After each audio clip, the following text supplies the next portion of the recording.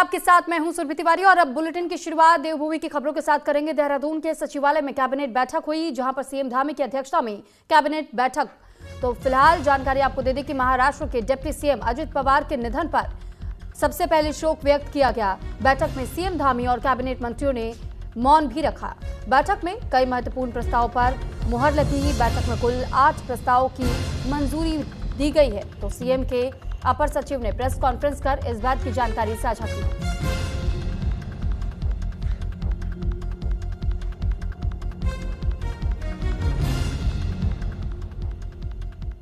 भारत सरकार द्वारा घोषित राष्ट्रीय हरित हाइड्रोजन नीति 2022 एवं राष्ट्रीय हरित हाइड्रोजन मिशन 2023 आगामी दशक में भारत को ग्रीन हाइड्रोजन का वैश्विक केंद्र बनाने के दृष्टिकोण अत्यंत उपयोगी होने के परिप्रेक्ष्य में उत्तराखंड सरकार भी ग्लोबल वार्मिंग एवं जलवायु परिवर्तन के दृष्टिगत प्रदेश में स्वच्छ एवं हरित उत्पादन स्रोतों को प्रोत्साहित करने हेतु संकल्पित है।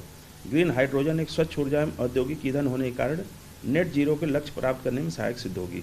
उत्तराखंड राज्य में जल विद्युत जैसे प्राकृतिक संसाधन प्रचुर मात्रा में उपलब्ध हैं, जिनका उपयोग हरित हाइड्रोजन के उत्पादन के लिए किया जा सकता है।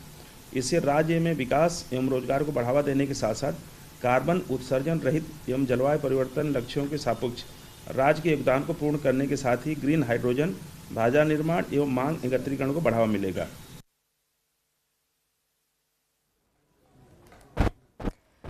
तो महाराष्ट्र के उप मुख्यमंत्री अजित पवार का निधन हुआ, जिसके बाद से इस हादसे को लेकर के मुख्यमंत्री पुष्कर सिंह धामी ने दुख व्यक्त किया। उनका निधन एक बड़ी क्षति जैसा लगता है।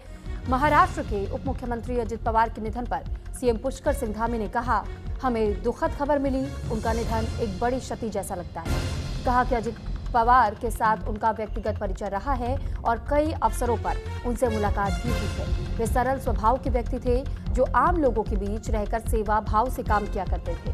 मुख्यमंत्री धामी ने उनके लंबे और समर्पित राजनीतिक जीवन को याद करते हुए कहा कि महाराष्ट्र राज्य के लिए उन्होंने कई पदों पर रहते हुए उल्लेखनीय सेवाएं दी हैं। उनका जाना न केवल महाराष्ट्र बल्कि देश की राजनीति के लिए भी एक बड़ी क्षति है। मुख्यमंत्री ने ईश्वर से प्रार्थना की, दिवंगत आत्मा को अपने श्री चरणों में स्थान दे और उनके परिजनों, समर्थकों और चाहने वालों को इस कठिन समय में धैर्य और शक्ति प्रदान करें।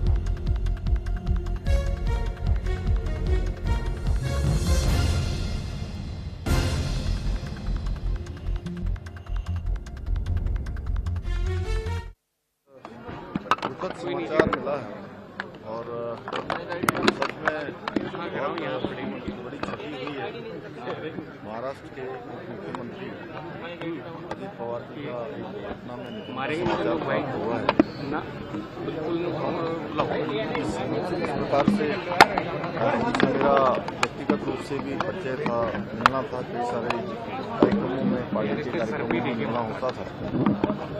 सरलता से मिलना, लोगों से, लोगों के बीच में रहना, सेवा करना और एक लंबा राजनीतिक करियर उनका रहा है। उन्होंने महाराष्ट्र राज्य में अपनी अनेक पदों पर रहकर अपनी सेवाएं दी हैं। उनका जाना एक बहुत बड़ा काम कर गया है। मैं भगवान से प्रार्थना करता हूँ, भगवान उनके श्री चरणों में स्थान दे और उनके पारिवारिक जनों को, सभी शुभचिंतकों को, उनके समर्थकों को, अन्य लोगों को, सबको भगवान इस दुख की घड़ी में इस दुख को सहन करने की शक्ति प्रदान करें। तो वहीं गैर सैन्य सत्र को लेकर के मुख्यमंत्री धामी का बयान सामने आया। बजट सत्र को लेकर के सभी तैयारियां पूरी कर ली गई हैं। तय प्रक्रिया के तहत में आगे की कार्रवाई की जाएगी। उत्तराखंड विधानसभा के आगामी गैर सैन्य सत्र को लेकर के मुख्यमंत्री पुष्कर सिंह धामी ने कहा कि सरकार की ओर से पहले ही मंत्रिमंडल स्तर पर इस संबंध में निर्णय लिया जा चुका है और उसी के तहत आगे की कार्रवाई की जा रही है। मुख्यमंत्री ने बताया है कि गैर सैन्य में होने वाले सत्र के बाद से बजट सत्र आयोजित किया जाएगा, जिसकी तैयारियां विधानसभा स्तर पर पहले से ही चल रही है। और उन्होंने ये भी कहा कि इस बार विधानसभा में बजट प्रस्तुत किया जाना है, इसलिए व्यवस्थाओं को लेकर के विशेष ध्यान दिया जा रहा है। बजट सत्र के दौरान विकास से जुड़े कई अहम विषयों पर चर्चा होगी और सुधार से संबंधित कार्यक्रमों को भी आगे बढ़ाया जाएगा। मुख्यमंत्री ने विश्वास जताया है कि ये सत्र सकारात्मक और सार्थक होगा।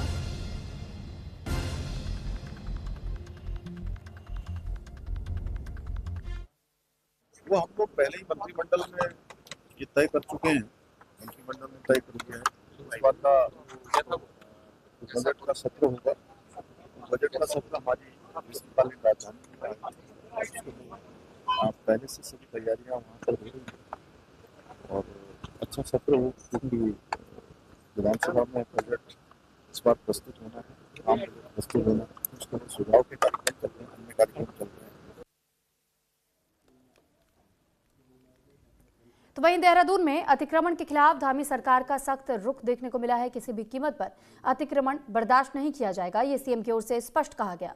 दोषियों पर सख्त कार्रवाई होगी। सीएम धामी अतिक्रमण की सूचना प्रशासन को दे और किसी संगठन को कानून हाथ में लेने की इजाजत नहीं होगी। उत्तराखंड में सरकारी भूमि पर अतिक्रमण को लेकर के चल रहे अभियानों के बीच मुख्यमंत्री पुष्कर सिंह धामी ने सरकार का रुख स्पष्ट किया। उन्होंने ये भी कहा कि किसी भी कीमत पर सरकारी जमीन पर अतिक्रमण बर्दाश्त नहीं किया जाएगा और दोषियों के खिलाफ सख्त कार्रवाई की जाएगी। साथ ही उन्होंने ये साफ कहा है कि किसी भी संगठन या दल को कानून अपने हाथ में लेने की अनुमति नहीं देता है। मुख्यमंत्री ने कहा कि अगर कहीं अतिक्रमण की जानकारी है तो उसे प्रशासन और संबंधित विभागों को दी जाए ताकि विधि के अनुसार कार्रवाई हो सके। उन्होंने जोर देते हुए कहा कि राज्य में सभी कार्रवाइयां कानून और प्रशासनिक प्रक्रिया के तहत की जा रही है और कानून सभी के लिए समान है। मुख्यमंत्री ने भरोसा दिलाया कि अतिक्रमण हटाने का अभियान पूरी तरह संवैधानिक और पारदर्शी तरीके से चलाया जा रहा है।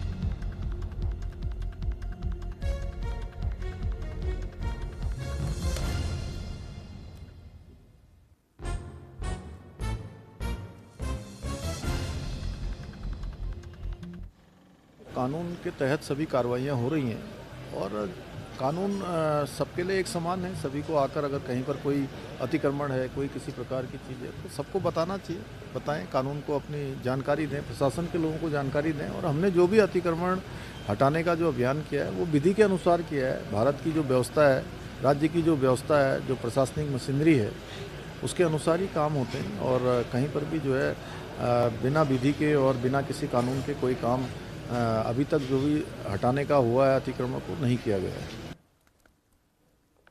अल्मोड़ा में यूजीसी का विरोध तेज कर दिया गया है। गांधी पार्क में युवाओं का प्रदर्शन देखने को मिला। ब्राह्मण महासभा ने उठाई आवाज।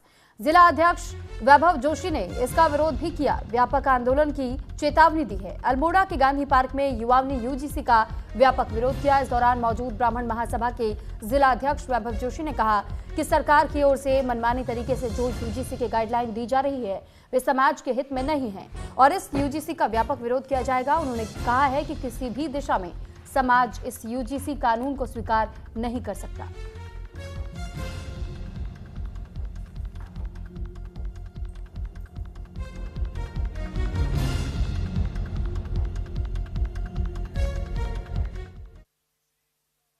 तेरह तारीख को यूजीसी की कुछ गाइडलाइन आई हैं और वो गाइडलाइन जो हैं वो जनरल कैटेगरी जो है उसके स्टूडेंट्स के हक में बिल्कुल भी नहीं है। उसमें कुछ क्लॉजेज ऐसे हैं जो सीधे सीधे जनरल कैटेगरी के बच्चों के लिए बहुत ही घातक साबित होंगे। जैसे मैं आपको बताता हूँ, इसमें जो मेन दिक्कत है वो ये है कि इम्प्लिसिट करके एक टर्म लिखा हुआ है। इम्प्लिसिट का क्या मतलब होता है? इम्प्लिसिट का मतलब ये होता है कि जो कहा नहीं गया है स्पष्ट रूप से लेकिन हमारे द्वारा समझ लिया गया है।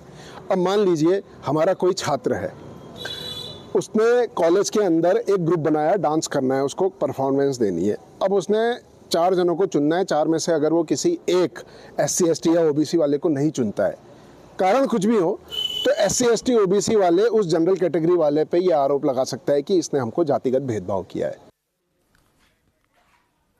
देहरादून स्थित राजकीय दूर मेडिकल कॉलेज पटेल नगर में शिक्षा विभाग के सहायक अध्यापक में नव चयनित शिक्षकों को नियुक्ति पत्र वितरण कार्यक्रम आयोजित किया गया। कार्यक्रम में बड़ी संख्या में चयनित अभ्यर्थियों ने हिस्सा लिया। इस अवसर पर मुख्यमंत्री पुष्कर सिंह धामी ने कहा कि लगभग 1100 से ज्यादा सहायक अध्यापकों को नियुक्ति पत्र बांटे गए हैं, तो जिसके साथ ही राज्य में कुल नियुक्तियों का जो आंकड़ा है वो 28,000 से ज्यादा हो चुका है। उन्होंने स्पष्ट किया कि ये प्रक्रिया यही नहीं रुकेगी बल्कि लगातार जारी रहेगी। मुख्यमंत्री ने युवाओं को योग्यता और मेरिट के आधार पर रोजगार देने, भर्ती प्रक्रियाओं में पारदर्शिता बनाए रखने और सख्त नकल विरोधी कानून को इसका मजबूत आधार बताया है। वहीं कार्यक्रम में मौजूद स्वास्थ्य मंत्री धन सिंह रावत ने कहा कि शिक्षा विभाग में अब तक लगभग 12,000 लोगों को नौकरी दी जा चुकी है और आने वाले समय में करीब 4,000 और नियुक्तियां की जाएंगी।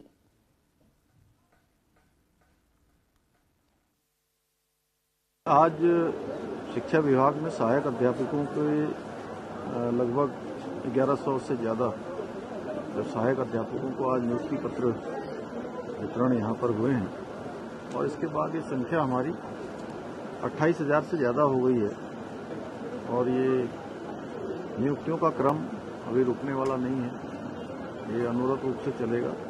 ये हमारा संकल्प है कि प्रदेश के नौजवानों को, युवाओं को, विद्यार्थियों को उनकी योग्यता, प्रतिभा और क्षमता के आधार पर उनको रोजगार मिले, उनको चयन का अवसर मिले।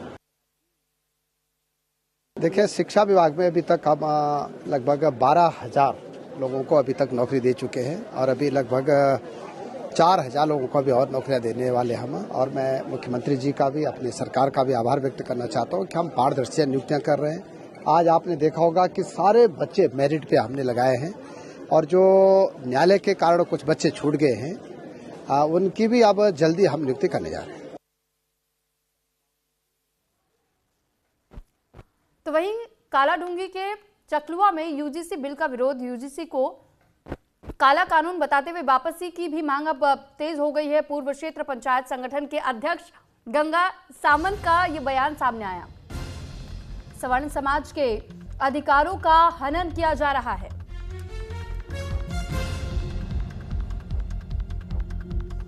तो फिलहाल ये जानकारी आपको दे दें कि लोक गायक कमलेश देवपा ने अपनी आपत्तियां दर्ज कराई है। कालाढूंगी के चकलुआ में यूजीसी बिल का विरोध किया गया है, जिसके तहत में चकलुआ के क्षेत्रीय लोगों ने मिलकर के सरकार के खिलाफ नारे भी लगाए और काला कानून वापस लिए जाने की मांग की है। फिलहाल जानकारी आपको दे दें कि इसी मामले को लेकर के पूर्व क्षेत्र पंचायत संगठन के अध्यक्ष और पूर्व सैनिक गंगा सामंत ने बताया है कि देश की आजादी में योगदान सवर्ण समाज का भी है और ऐसे में सवर्ण समाज को दरकिनार कर उनके अधिकारों का हनन किया जा रहा है। क्षेत्रीय लोक गायक कमलेश देवपा ने बताया कि यूजीसी बिल को लेकर के 2 प्रमुख मांगे रखी गई, जिसके तहत जांच कमेटी ने किसी भी सवर्ण समाज के व्यक्ति को जगह नहीं दी गई है और किसी शिकायतकर्ता की शिकायत झूठी पाए जाने पर उसके खिलाफ किसी भी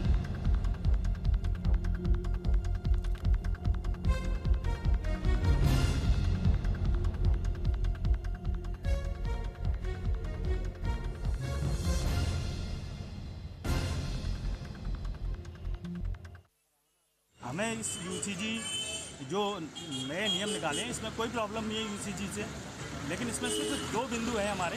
पहला, इसमें एसटी, एससी, ओबीसी को रखा गया है कमेटी में। जो जांच कमेटी होगी उसमें एसटी, एससी और ओबीसी का प्रतिनिधित्व रखा गया है। जनरल कास्ट को इससे दूर किया गया है, यानी कि पहले ही जनरल कास्ट को इसमें अपराधी घोषित कर दिया गया है। एक हमारी ये मांग है कि ये बिंदु जो है हटाया जाए। दूसरा जो है, इसमें अगर शिकायतकर्ता द्वारा जो शिकायत की जाती है, अगर वो जांच के बाद शिकायतकर्ता ही गलत पाया जाता है, यानी शिकायत गलत पाई जाती है, तो उसके ऊपर कोई दंड नहीं है। जबकि हम होना ये चाहिए कि जो अगर उस शिकायतकर्ता की जो शिकायत है अगर वो गलत पाई जाती है तो उसे भी जो है दंड मिलना चाहिए, जेल होनी चाहिए। तो हमारी इन 2 स्वर्ण समाज के लोगों की बलि देना जैसा ये बिल मैं समझ पा रहा हूँ, क्योंकि इस देश के योगदान में एक गिलहरी योगदान इस देश की आज़ादी में, इस देश के लिए संघर्ष करने के लिए, इस देश के निर्माण में सामान्य वर्ग का भी रहा है। तो मेरा आपके चैनल के माध्यम से मैं देश के यशस्वी प्रधानमंत्री आदरणीय नरेंद्र मोदी जी से कहना चाहूँगा कि आप काले कानून को वापस लें।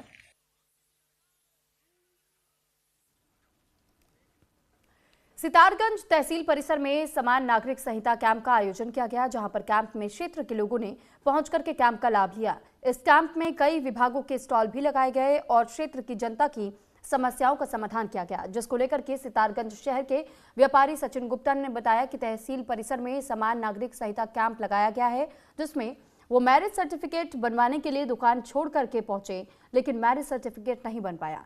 जिला अधिकारी रविंद्र जुवाड़ा ने बताया कि उच्च दिवस के अंतर्गत सितारगंज तहसील में कैंप का आयोजन किया गया, जिसमें कि 125 मैरिज सर्टिफिकेट के लिए आवेदन किया गया है। साथ ही बताया ये कि कैंप में कई विभागों के स्टॉल लगाए गए हैं और छात्र छात्राओं के कई प्रतियोगिता आदि कराया गया और साथ ही 3 सब रजिस्ट्रारों को अच्छा कार्य करने को लेकर के पुरस्कार देकर के सम्मानित भी किया गया।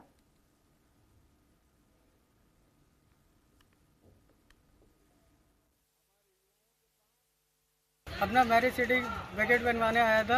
अब मैं यहाँ आया 5-10 मिनट में देखा कोई काम ही नहीं कर रहा। वो कह रहे हैं हमारी लाइट कट गई यहाँ से। अब कई लोग आ रहे हैं जा रहे हैं ऐसे ही। मैं अपना काम छोड़ के यहाँ आया हूँ। मेरी दुकान खुली है शॉप, और यहाँ कोई व्यवस्था ही नहीं है। मेरे को मना कर दिया कि लाइट कट गई है, कि ये हो गया है, कि वो गया है, ऐसे करके कि आप जाओ कल आना। आज जो है यूसीसी दिवस जो है पूरे प्रदेश में ही इसका आज आयोजन कराया गया। उसी क्रम में हमारी तहसील में भी जो है यूसीसी दिवस मनाया गया। इसमें हमने आज जो कैंप लगाया था, इसमें कई विभागों की प्रतिभागिता इसमें हुई, और इसमें लगभग जो है 125 से ऊपर के आज में हमने रजिस्ट्रेशन जो करे गए हैं। बाकी इसमें हमारे कई विद्यार्थियों ने प्रतिभाग करा, जिसमें हमने लेखन प्रतियोगिता हुई, निबंध लेखन हुआ, स्लोगन हुआ, और आपका वाद विवाद प्रतियोगिता है। इन बच्चों को उसी क्रम में जो प्रथम द्वितीय तृतीय थे इनको पुरस्कृत भी कराया गया। और यूसीसी के क्षेत्र में जिन सब रजिस्ट्रार द्वारा पिछले 1 साल में अच्छा कार्य कराया गया है, ऐसे 3 सब रजिस्ट्रार को भी आज हमारे द्वारा जो है सम्मानित करा गया है। तो वहीं उत्तराखंड में समान नागरिक संहिता के 1 साल पूरे होने को लेकर के खटीमा में जागरूकता कार्यक्रम आयोजित किया गया, और इस अवसर पर खटीमा तहसीलदार वीरेंद्र सजवान ने यूसीसी के महत्व बताते हुए ये कहा कि ये कानून राज्य के हर नागरिक को एक छत के नीचे बिना किसी भेदभाव के समान अधिकार प्रदान करता है। इस दौरान तहसीलदार वीरेंद्र सजवान ने बताया कि ये प्रदेश का बहुत ही ऐतिहासिक कदम है। हमारा राज्य यूसीसी लागू करने वाला पहला राज्य बना है। ये कानून विवाह, वसीयत, तलाक और बुजुर्गों की सुविधाओं से संबंधित मामलों में सभी के लिए एक समान है। उन्होंने आम जनता से इस कानून के प्रति जागरूक रहने की भी अपील की। इस दौरान खटीमा नगर पालिका अध्यक्ष रमेश चंद्र जोशी ने भी सीएम धामी के कार्यों की सराहना करते हुए कहा कि कानून हिंदू, मुस्लिम, बौद्ध या किसी भी समुदाय के लिए समान अधिकार लाता है। उसमें बहुत सारे विवाद थे, तो उन सबको नजर बहुत सारे फायदे। माननीय प्रदेश के जो हमारे यशस्वी मुख्यमंत्री हैं पुष्कर सिंह धामी जी, उनको धन्यवाद देना चाहूँगा कि उनके द्वारा एक ऐसा कानून जिससे सभी को समान रूप से समान उनके कानूनों का अधिकार मिला है, चाहे वो हिंदू, मुस्लिम या बौद्धिस्ट या जो भी समुदाय के लोग हैं, उन सबको एक छत के नीचे एक जैसे अधिकार, कानूनी अधिकार मिले हैं। ये माननीय मुख्यमंत्री जो पुष्कर सिंह धामी जी हैं उनका ही मैं समझता हूँ कि किया गया कार्य है, जो देश में पहला ऐसा राज्य है जिसने इस कानून को लागू किया है। तो इसलिए मैं माननीय मुख्यमंत्री जी को इसके लिए हृदय की गहराइयों से उनका आभार प्रकट करता हूँ कि सर्वप्रथम आज से 1 वर्ष पूर्व ये हमारा जो समान नागरिक संहिता कानून लागू हुआ था, उसके अंतर्गत सभी प्रकार की सुविधाएं एक छत के नीचे बिना किसी भेदभाव के प्रदान की जाती हैं। विवाह रजिस्ट्रेशन से लेके आपका तलाक संबंधी कार्य हो, वसीयत हो, या बुजुर्ग लोगों को उनकी सुविधाओं का ख्याल रखा हो, सब एक ही नियम के आधार पे अब ये सभी कार्य चल रहे हैं। तो वहीं उत्तराखंड में समान नागरिक संहिता को 1 साल पूरा हो गया है, जहां यूसीसी पंजीकरण में चंपावत पूरे प्रदेश में पहले स्थान पर रहा, जिसके लिए देहरादून में हुए कार्यक्रम में मुख्यमंत्री पुष्कर सिंह धामी ने चंपावत जिले के प्रतिनिधि के तौर पर पहुंचे हुए थे और मुख्य विकास अधिकारी को सम्मानित किया गया और बेहतर कार्य के लिए जिला अधिकारी चंपावत मनीष कुमार को बधाइयां भी दी गई। बता दें कि जनपद चंपावत में प्रथम देवभूमि समान नागरिक संहिता दिवस के अवसर पर जिला सभागार चंपावत में जिला अधिकारी मनीष कुमार की अध्यक्षता में कार्यक्रम आयोजित किया गया है। कार्यक्रम में जनपद के कई विकास खंडों से आए जनप्रतिनिधियों, स्वयं सहायता समूहों की महिलाओं, सीएससी संचालकों, शिक्षण संस्थानों के छात्रों और छात्राओं, साथ ही गणमान्य नागरिकों ने हिस्सा लिया। जिला अधिकारी ने यूसीसी पंजीकरण में चंपावत जिले के पूरे प्रदेश में प्रथम आने के लिए जिले की जनता, ग्राम प्रधानों और समस्त कर्मचारियों और सहयोगियों को धन्यवाद दिया। जैसा आप सभी को विदित है, दिनांक 27 जनवरी को हम लोग अपने समान नागरिक संहिता का प्रथम वर्षगांठ जो है हम लोग मना रहे हैं, और इसमें तकरीबन 30,000 के पंजीकरण का लक्ष्य जो था वो यहाँ की आबादी को देखते हुए निर्धारित किया गया है। इसमें तकरीबन 25,000 से ज़्यादा हम लोग लक्ष्य को प्राप्त कर चुके हैं। ग्रामीण जो क्षेत्र हैं सभी ग्राम प्रधान जी लोगों के माध्यम से पंचायती राज विभाग और ग्राम्य विकास विभाग के माध्यम से इसमें संतृप्तिकरण किया जा चुका है।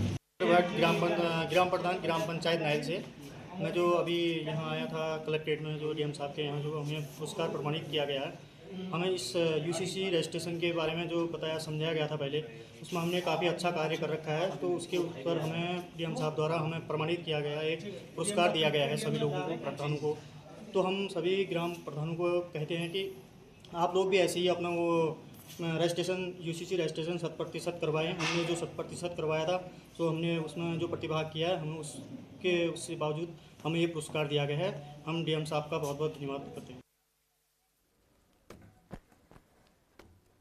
तो वहीं पिछले 4 दिनों से लगातार बैंक बंद होने के कारण व्यापारियों और जनता को कई दिक्कतों का सामना करना पड़ रहा है। लोगों को मंगलवार के दिन भी इसी तरीके की दिक्कतों का सामना करना पड़ा था, जहां पर ये बताया गया कि बैंक खुलने की उम्मीद तो थी, लेकिन दूर दूर से क्षेत्र से लोग सुबह ही बैंकों में अपने कामकाज निपटाने के लिए लोहाघाट पहुंचे थे और यहां आकर लोगों को ये पता चला कि बैंकों की हड़ताल है, जिस कारण लोग मायूस होकर के वापस घर लौट गए। लोहाघाट नगर के व्यापारियों ने ये कहा कि पिछले शनिवार से बैंक लगातार 3 दिन से बंद है।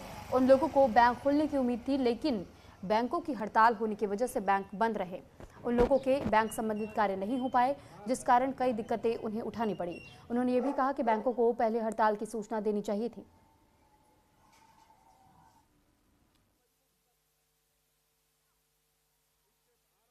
जैसा कि देखा गया कि आज बैंक सुबह से ही बंद हैं, हमें इस बारे में पता नहीं था।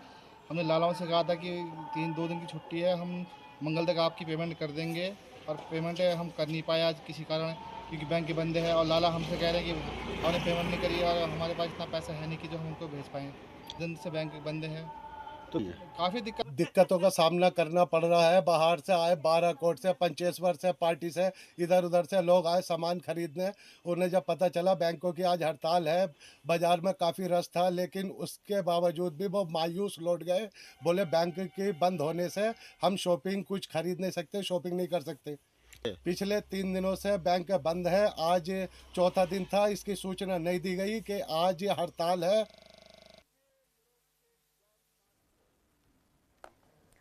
हरिद्वार के बैरागी कैंप में स्थित टेंट हाउस में अचानक से भीषण आग लग गई। देखते ही देखते आग ने विकराल रूप ले लिया और आग की लपटें देखते ही पूरे इलाके में अफरा तफरी का माहौल देखने को मिला। दरअसल सूचना मिलने के बाद से फायर ब्रिगेड की टीम यहां मौके पर पहुंची और स्थानीय पुलिस के साथ ही प्रशासन ने मोर्चा संभाला है। टीमें राहत बचाव कार्य में जुटी हुई हैं। आग की लपटें इतनी ज्यादा है कि कई घंटे बाद भी आग पर पूरी तरह भी काबू नहीं पाया जा सका। फिलहाल घटना में किसी की जनहानि होने की कोई सूचना नहीं मिली है।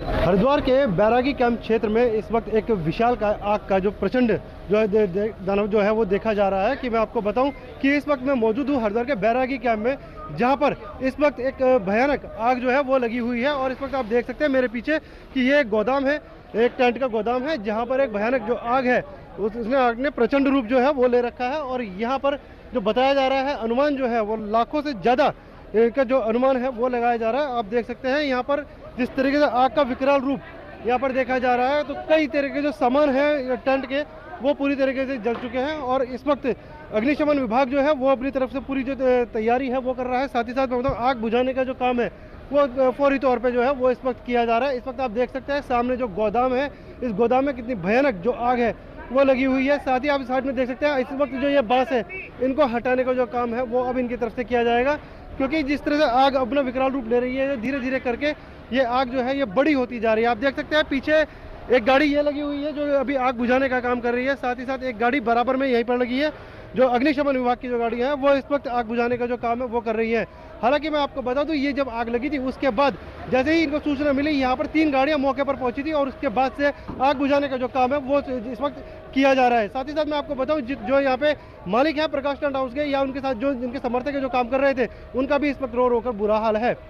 अपने सहयोगी के साथ मैं विश्वास सैनी, न्यूज इंडिया, हरिद्वार।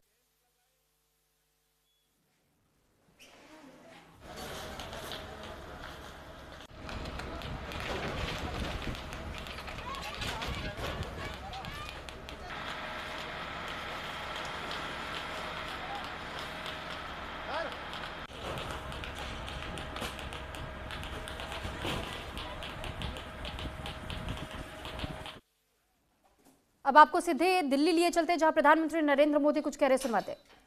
मैं देश के प्रति पूरी शक्ति से काम करने की प्रेरणा देती है और यही तो एनसीसी हमें सिखाती है। हम वहीं से सीखते हैं। जब मैं एनसीसी में था तब मेरा भी नेशन फर्स्ट का भाव ऐसे ही मजबूत हुआ था और आज मैं आपको भी एनसीसी में यही सीखते देख रहा हूं, गर्व अनुभव कर रहा हूं। साथियों, ऑपरेशन सिंदूर ने भारत के और इसी के साथ फिलहाल इस बुलेटिन में इतना ही। नमस्कार।